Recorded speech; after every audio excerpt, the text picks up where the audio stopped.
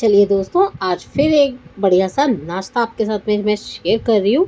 और इसके लिए हमें बहुत ही टेस्टी और बहुत ही डिलीशियस गेहूं के आटे से बनाकर तैयार करना है। बच्चे हो जाएंगे खुश और आप भी हो जाएंगे उनसे ज़्यादा सुपर खुश। तो हे गाइस, आप सभी का एक बार फिर से बहुत बहुत स्वागत है। तो आपके लिए मैं लाई हूँ एक और रेसिपी। पसंद आ जाए तो लाइक कीजिएगा, चैनल पर पहली बार आए तो ज़रूर सब्सक्राइब कीजिएगा।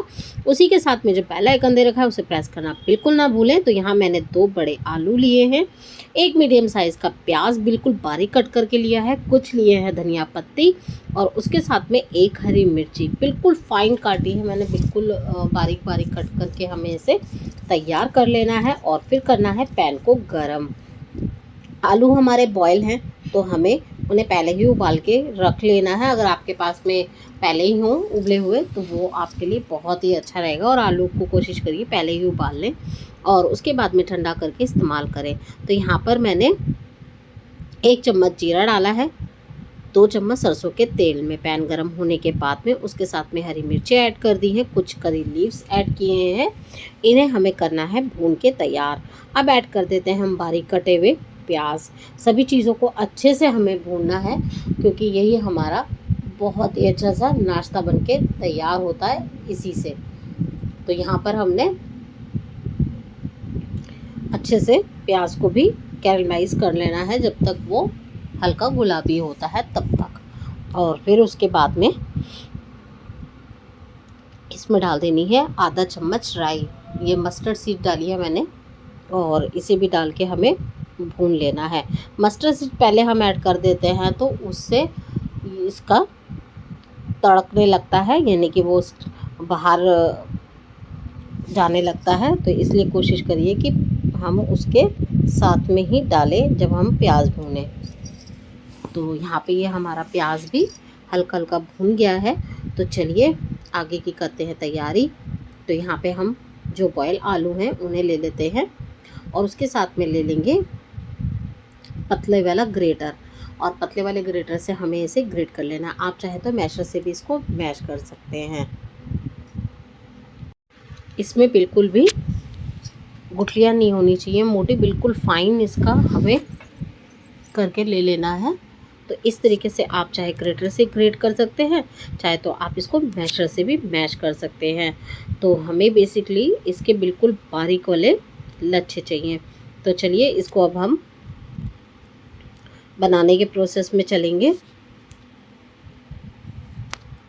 तो ग्रेट किए हुए आलू को अब हमें ऐड कर देना है जो हमने प्याज का मसाला तैयार करके रखा है। और इस अच्छी तरीके से हमें आलूओं को भून लेना है, बिल्कुल भी इसमें मॉइस्चर नहीं होना चाहिए। तो मॉइस्चर अगर होगा तो इससे हमें बहुत ज़्यादा टेस्टी हमें मसाला ग्रेवी नहीं मिलेगी, पेस्ट नहीं मिलेगा। और आप इसको अगर अच्छे से भूनते हैं आलूओं को तो ये बिल्कुल एकदम करारा सा टेस्ट आएगा इससे। और इस रेसिपी के लिए आप ये सब तैयारियां पहले भी करके रख सकते हैं और फिर इसको बना सकते हैं। तो यहाँ पे ये हमने मसाले ऐड किए हैं। बेसिक से मसाले जाएंगे 1/4 टीस्पून धनिया पाउडर, 1/4 टीस्पून ही हल्दी पाउडर जाएगा, आधा चम्मच मैंने इसमें रेगुलर वाली जो हमारी लाल मिर्ची होती है वो डाली है और 1/4 टीस्पून ही इसमें मैंने गरम मसाला डाला है।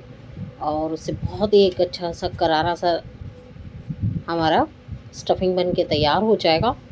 और उसके साथ में हमें इसमें डाल दिया है आमचूर पाउडर भी 1/2 टीस्पून। तो सभी चीज़ों को अच्छे से मिक्स कर लेंगे आलूओं के साथ में मसालों को। और देखिए कितना ये सूखा सूखा हमारा मसाला बनके यानी स्टफिंग बनके तैयार हो चुकी है। जितना ये अच्छा सा भुन जाएगा उतना ही बढ़िया लगेगा ये खाने में। तो चलिए ये हमारा अच्छे से भुन गया है मसाला। और अब इसमें हम डाल देते हैं अपने टेस्ट के अकॉर्डिंग नमक।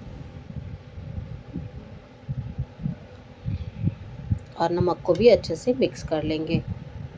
तो कोशिश करिए कभी भी कोई भी स्टफिंग बनाते हैं तो स्टफिंग को पहले अच्छे से तैयार कर लें, फिर उसके बाद में हम नमक ऐड करें। क्योंकि नमक जो होता है वो टेस्ट के अकॉर्डिंग ही डाला जाए तो बेहतर रहता है। और जब हमारी स्टफिंग हम पहले बनाते हैं तो वो उस टाइम पे ज़्यादा होती है, और जब हम उसको भूनते हैं स्टफिंग को तो वो कम हो जाती है। इसलिए नमक हमेशा एंड में ही डालें।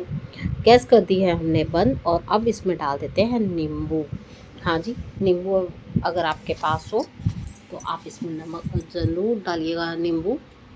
और उसके बाद में उसे भी हम मिक्स कर देंगे। और जो नींबू डालने का प्रोसीजर है ये हमें गैस बंद करके ही डालना चाहिए, नहीं तो उससे कड़वापन आने लगता है। और सभी चीज़ों को हमें डाल के अब मिक्स कर लेना है एक बार फिर से। यहाँ हमने ले लिया गेहूँ का आटा, ये नॉर्मल गेहूँ का आटा है, इसमें नमक वगैरह कुछ भी नहीं है। और अब इसमें हम एक पतली सी चपाती बना के तैयार कर लेनी है। और इसमें हमने आटे को नॉर्मल जैसे चपाती का बनाते हैं वैसे ही बनाया है, और जितना पॉसिबल हो सके उतना पतला ही हमने इसको बेला है। पतली सी जब चपाती बन जाएगी तो हमें इसको अच्छे से फैला लेना है स्टफिंग को इसके ऊपर, और बहुत ही बढ़िया सी इसकी एक लेयर हम फैला देते हैं। और आप इस नाश्ते को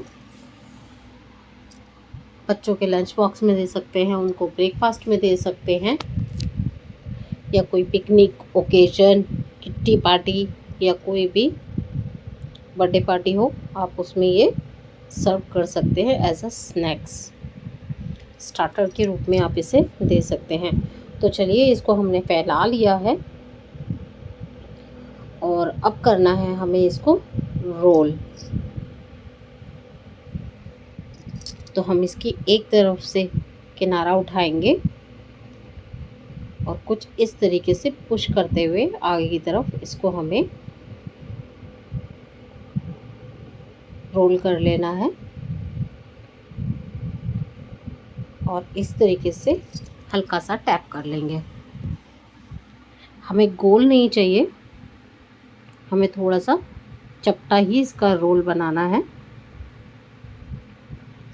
और उसके बाद में हमें इसकी कटिंग करनी है।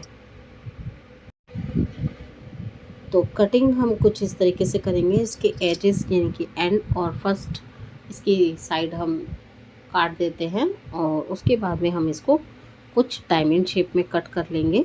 इस तरीके से तिरछे इसकी कटिंग करेंगे तो बहुत ही सुंदर लगता है, सर्व करने में भी बहुत ही प्यारा इसका डिज़ाइन आता है।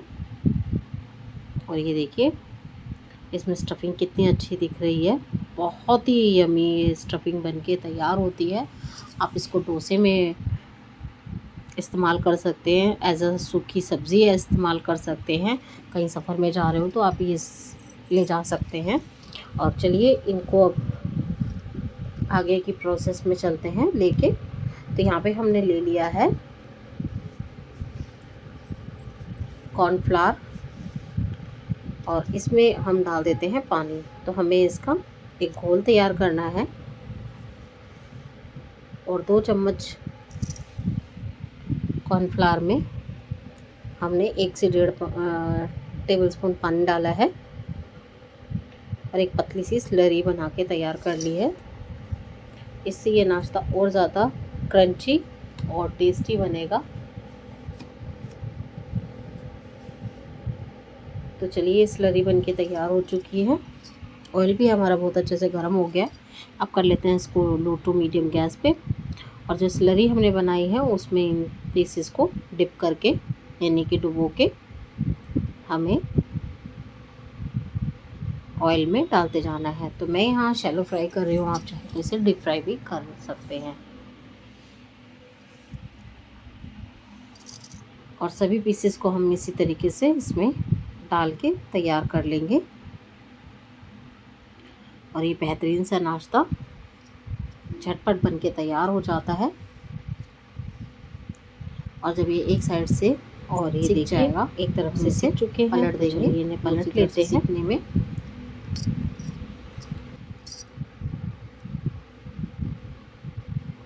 और इस तरीके से इनको अब दोनों तरफ से सेक लेंगे।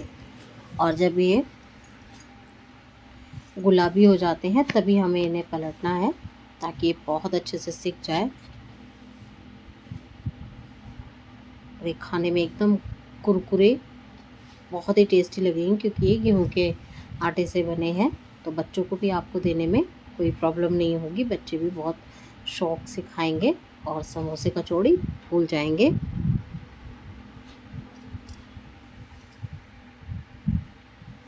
तो ये हमने सारे ही पलट के तैयार कर लिए हैं। दूसरी साइड से भी सिकने देते हैं इनको और अच्छा सा कलर आने देते हैं।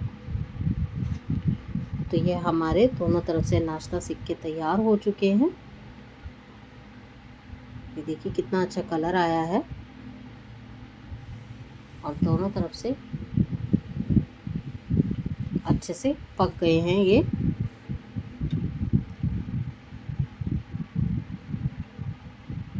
तो चलिए इन्हें अब हम निकाल लेते हैं कि हमारा नाश्ता बहुत बढ़िया तरीके से सिक चुका है।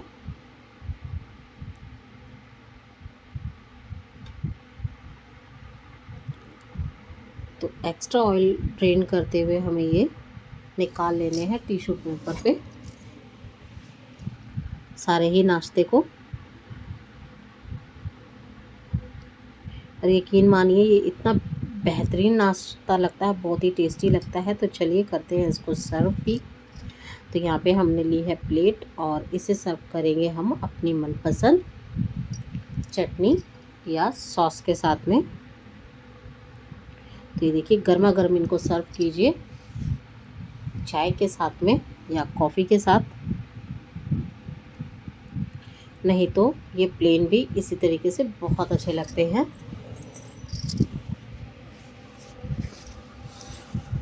ये देखिए गर्मा गर्म एकदम करारा हमारा नाश्ता बनके तैयार हो चुका है। सारे ही नाश्ते को हम अरेंज कर लेते हैं और इसके साथ सर्व करे हैं हमने केचप। केचप के साथ में ये बहुत ही टेस्टी लगता है। आप इसके साथ धनिया पुदीने की चटनी, मेयोनीज़ कुछ भी अगर आप सर्व करेंगे तो बहुत अच्छा लगेगा। एक फ्राइड मैंने हरी मिर्ची भी इसके साथ में सर्व कर दी है। और देखिए कितना क्रंची बना है ये, बहुत ही क्रंची ये नाश्ता बनके तैयार हुआ है। आई होप आपको ये रेसिपी बहुत पसंद आई होगी। पसंद आई तो लाइक शेयर कमेंट और सब्सक्राइब करना ना भूलें। Thank you for watching.